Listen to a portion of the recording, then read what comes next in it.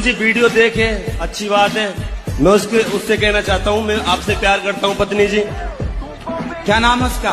शीतल मैं आपसे प्यार करता हूँ, आई लव यू। हाँ महाराज जी एक बार आप भी बोल देना उससे। शीतल, मैं तेरे से प्यार करता हूँ।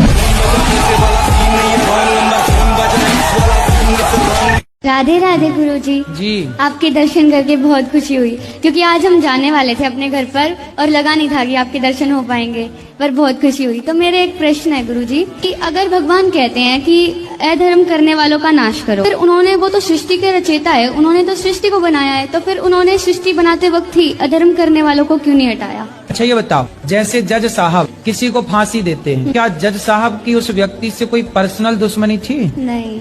फांसी क्यों दे दी फिर? क्योंकि उसने गलती की थी। क्यों गलती की?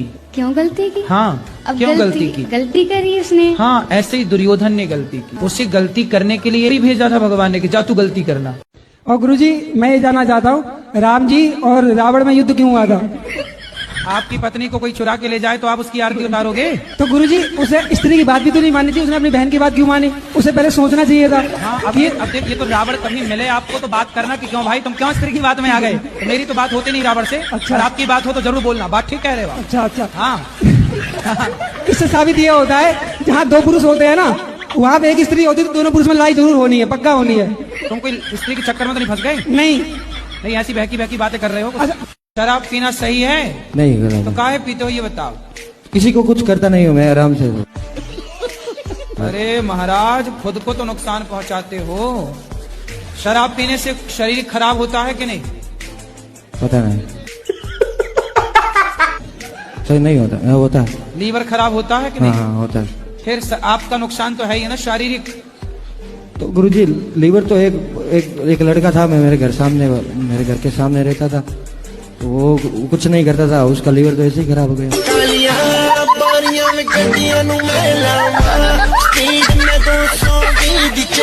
अगर आप ज्यादा मंदिर जाने लगो तो कुछ लोग मजाक ज्यादा बनाने लगते हैं, उनके लिए क्या कहना चाहेंगे? क्या कहते हैं लोग? जैसे मतलब कहने लगेंगे कि तुम भक्ति में ज्यादा विलीन हो रहे हो, मतलब तमाम प्रकार की बातें बता दो। उनसे बोलना मंदिर ना जाएं तो क्या तुम्हारी बहनों को छेड़ने चले जाएं?